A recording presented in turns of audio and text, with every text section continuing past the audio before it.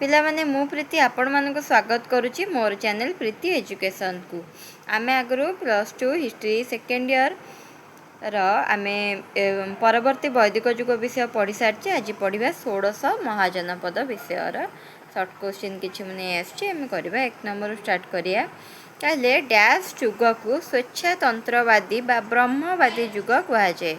एक नंबर हूँ ख्रीष्टपूर्व 6ठ शताब्दी। ख्रीष्टपूर्व 6ठ शताब्दीर युग को स्वेच्छातंत्रवादी बा ब्रह्मवादी युग कहुए। 2 नंबर बौद्ध धर्मग्रंथ डैश और डैश रे जनपद एक निर्दिष्ट आंचलिक क्षेत्र भावले वर्णना करा जायछि। 2 नंबर आंसर होची अंगुत्तर निकाय आउ दीर्घ निकाय। तापरे आमर आसला 3 नंबर जैन धर्मग्रंथ डैश रे जनपद एक निर्दिष्ट आंचलिक क्षेत्र भावरे वर्णना करा जायछि।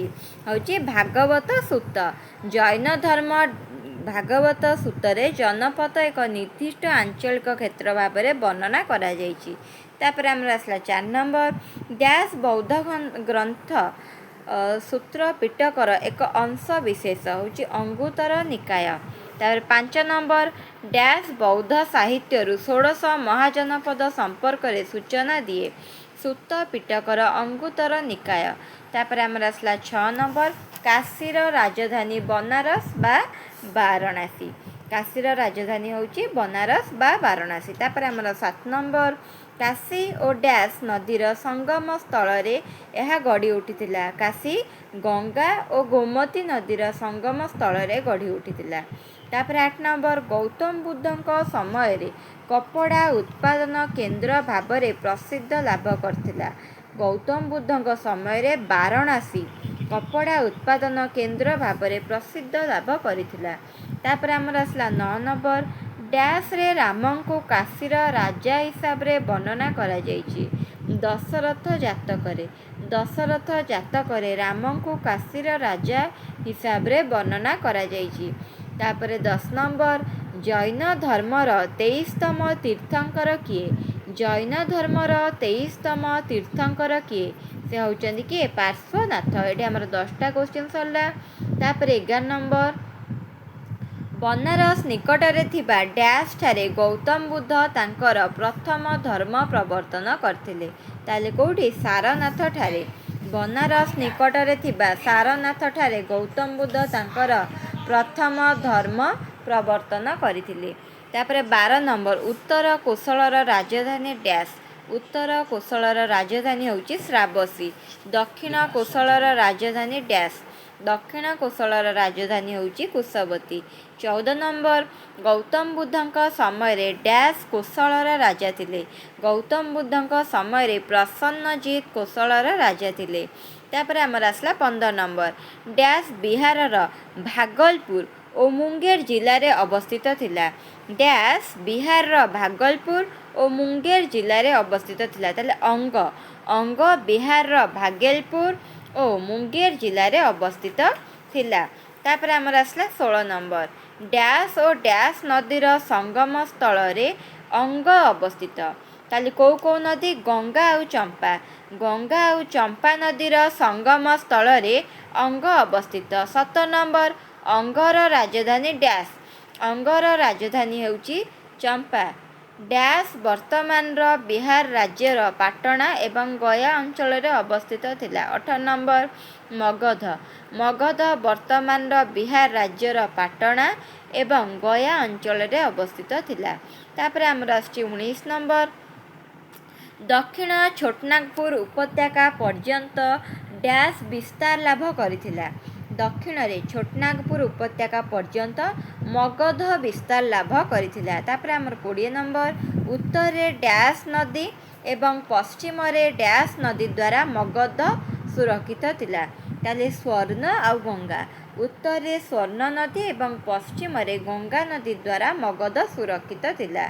21 नंबर पूर्व दिगरे चंपा नदी डैश राज्य थारु मगध को पृथक कर देथिला। पूर्व दिगरे चंपा नदी अंग राज्य ठारू मगध को पृथक कर देथिला। 22 नंबर आसिला डैश मगधर पुरातन राजधानी। ତାହେଲେ ଆନ୍ସର୍ ହେଉଛି ରାଜଗୃହ ବା ଗିରିବ୍ରଜ। ରାଜଗୃହ ବା ଗିରିବ୍ରଜ ମଗଧର ପୁରାତନ ରାଜଧାନୀ। 23 ନମ୍ବର, ଡ୍ୟାସ୍ ଶତାବ୍ଦୀରେ ରାଜଧାନୀକୁ ରାଜଗୃହରୁ ପାଟଳିପୁତ୍ର ସହରକୁ ଉଠାଇ ଅଣାଯାଇଥିଲା।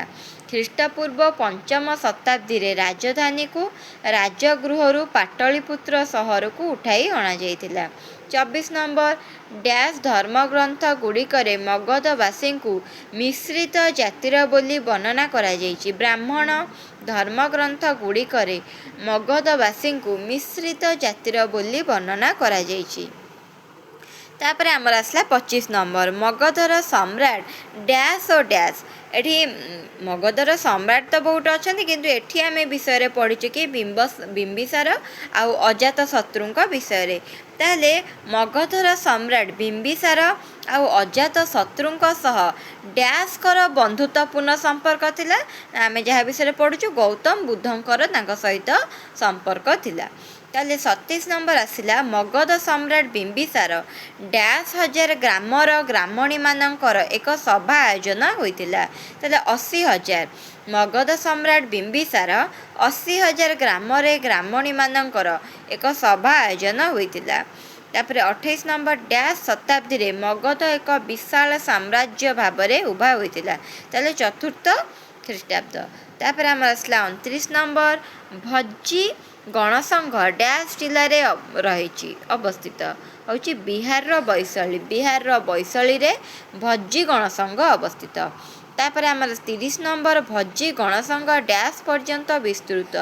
ଭଜ୍ଜୀ ଗଣସଂଘ ଆମେ ଦେଖିଲେ ଏଠି ଭଜ୍ଜୀ ଗଣସଂଘ କେଉଁଠି ଅଛି ନା ବିହାରର ବୈଶାଳୀଠାରେ ଅଛି। ସେ ପୁଣି ବିସ୍ତୃତ କେଉଁ ପର୍ଯ୍ୟନ୍ତ? ନେପାଳ ପର୍ଯ୍ୟନ୍ତ ବିସ୍ତୃତ। ତାପରେ 31 ନମ୍ବର, ଭଜ୍ଜୀ ଗଣସଂଘରେ ଡ୍ୟାସ୍ଟି ସମ୍ପ୍ରଦାୟର ଲୋକ ବସବାସ କରୁଥିଲେ। 8ଟି। ଭଜ୍ଜୀ ଗଣସଂଘରେ 8ଟି ସମ୍ପ୍ରଦାୟର ଲୋକ ବସବାସ କରୁଥିଲେ। ବିଦେହର ରାଜଧାନୀ ଡ୍ୟାସ୍ ଠାରେ ଥିଲା। ବିଦେହର ରାଜଧାନୀ ମିଥିଳା ଠାରେ ଥିଲା। 33 ନମ୍ବର, ଲିଚ୍ଛବୀମାନଙ୍କର ରାଜଧାନୀ ଡ୍ୟାସ୍ ଠାରେ ଥିଲା। ଲିଚ୍ଛବୀମାନଙ୍କର ରାଜଧାନୀ ବୈଶାଳୀ ଠାରେ ଥିଲା। ତାପରେ ଆମର ଆସିଲା 34 ନମ୍ବର, ଭଜ୍ଜୀ ଗଣସଂଘର ରାଜଧାନୀ ଡ୍ୟାସ୍ ଠାରେ ଥିଲା। ଭଜ୍ଜୀ ଗଣସଂଘର ରାଜଧାନୀ ବୈଶାଳୀ ଠାରେ ଥିଲା। 35 ନମ୍ବର, ଡ୍ୟାସ୍ ଭଜ୍ଜୀ ଗଣସଂଘକୁ ଧ୍ୱଂସ କରିଦେଇଥିଲେ। ତାହେଲେ କିଏ ନା ଅଜାତଶତ୍ରୁ। ଅଜାତଶତ୍ରୁ ହେଉଛନ୍ତି ମଗଧର ସମ୍ରାଟ।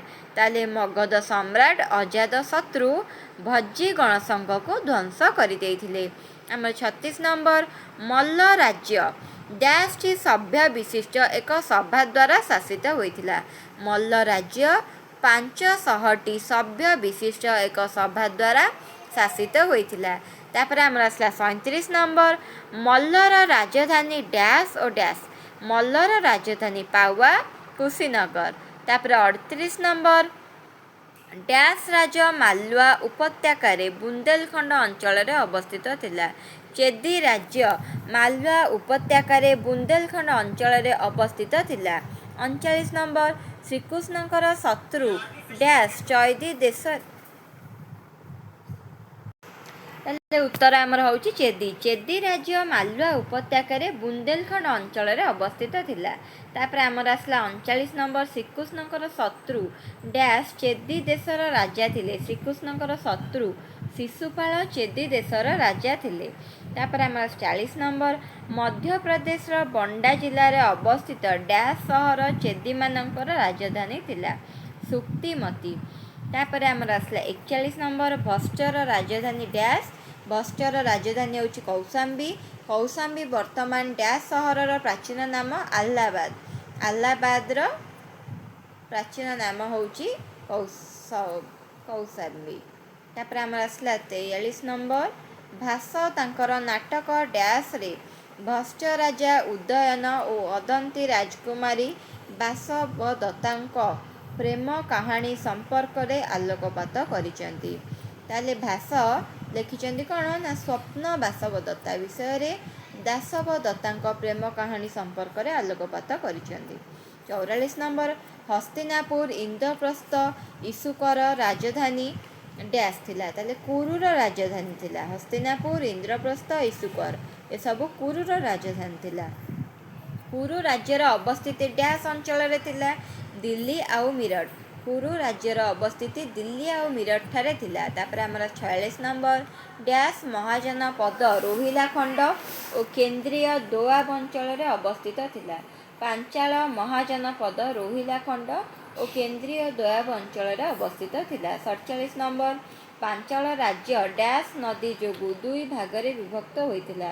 ଭାଗୀରଥୀ ନଦୀ ଯୋଗୁଁ ପାଞ୍ଚାଳ ରାଜ୍ୟ ଦୁଇ ଭାଗରେ ବିଭକ୍ତ ହୋଇଥିଲା। ତାପରେ ଆମର 48 ନମ୍ବର, ଉତ୍ତର ପାଞ୍ଚାଳ ରାଜଧାନୀ ଡ୍ୟାସ୍ ଠାରେ ଥିଲା? ଅହିଛତ୍ର। ଉତ୍ତର ପାଞ୍ଚାଳର ରାଜଧାନୀ ଅହିଛତ୍ରଠାରେ ଥିଲା। ତାପରେ 49 ନମ୍ବର, ଦକ୍ଷିଣ ପାଞ୍ଚାଳର ରାଜଧାନୀ ଡ୍ୟାସ୍ ଠାରେ ଥିଲା? କାମ୍ପିଲ୍ୟ। ଦକ୍ଷିଣ ପାଞ୍ଚାଳର ରାଜଧାନୀ ଥିଲା କାମ୍ପିଲ୍ୟରେ। ତାପରେ 50 ନମ୍ବର, ଡ୍ୟାସ୍ ମହାଜନ ପଦର ରାଜସ୍ଥାନର ଜୟପୁର, ଭାରତପୁର, ଆଲୱାର ଅଞ୍ଚଳରେ ଅବସ୍ଥିତ ଥିଲା? ସେ ହେଉଛି ମତ୍ସ୍ୟ। ମତ୍ସ୍ୟ ମହାଜନ ପଦର ରାଜସ୍ଥାନର ଜୟପୁର, ଭାରତପୁର, ଆଲୱାର ଅଞ୍ଚଳରେ ଅବସ୍ଥିତ ଥିଲା। ଆମର 51 ନମ୍ବର, ପାଞ୍ଚାଳ ରାଜ୍ୟ ସହ ଡ୍ୟାସ୍ ରାଜ୍ୟର ସମ୍ପର୍କ ରହିଥିଲା? ପାଞ୍ଚାଳ ରାଜ୍ୟ ସହ କୁରୁ ରାଜ୍ୟର ସମ୍ପର୍କ ରହିଥିଲା। ତାପରେ ମତ୍ସ୍ୟର ରାଜଧାନୀ ଡ୍ୟାସ୍ ଠାରେ ଥିଲା? ମତ୍ସ୍ୟର ରାଜଧାନୀ ବିରାଟନଗର ଠାରେ ଥିଲା। 53 ନମ୍ବର, ଡ୍ୟାସ୍ ମତ୍ସ୍ୟ ଦେଶର ଲୋକମାନଙ୍କର ମୁଖ୍ୟ ଜୀବିକା ଥିଲା? କୃଷି। ମତ୍ସ୍ୟ ଦେଶର ଲୋକମାନଙ୍କର ମୁଖ୍ୟ ଜୀବିକା ଥିଲା। 54 ନମ୍ବର, ଡ୍ୟାସ୍ ଯମୁନା ନଦୀ କୂଳରେ ମଥୁରା ଅଞ୍ଚଳରେ ଅବସ୍ଥିତ ଥିଲା? ସୁରସେନ। ସୁରସେନ ଯମୁନା ନଦୀ କୂଳରେ ମଥୁରା ଅଞ୍ଚଳରେ ଅବସ୍ଥିତ ଥିଲା। ତାପରେ 55 ନମ୍ବର, ଜୟପୁର ଜିଲ୍ଲାର ଅବସ୍ଥିତ ବୈରାଟ ନାମକ ସ୍ଥାନରୁ ଡ୍ୟାସ୍ଙ୍କର ଶିଳାଲିପି ମିଳିଛି? ତାହେଲେ ଅଶୋକଙ୍କର ଶିଳାଲିପି ମିଳିଛି। ଜୟପୁରରୁ ଅଶୋକଙ୍କର ଶିଳାଲିପି ମିଳିଛି। ସୁରସେନ ରାଜଧାନୀ ଡ୍ୟାସ୍? ମଥୁରା ନଗରୀ। ମଥୁରାର ରାଜବଂଶକୁ ଡ୍ୟାସ୍ କୁହାଯାଉଥିଲା? ଯଦୁବଂଶୀ କୁହାଯାଉଥିଲା।